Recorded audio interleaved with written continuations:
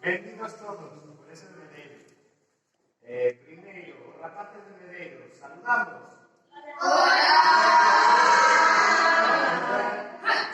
A ver, os rapaces de Pazos, onde están? Hola! Pues hola!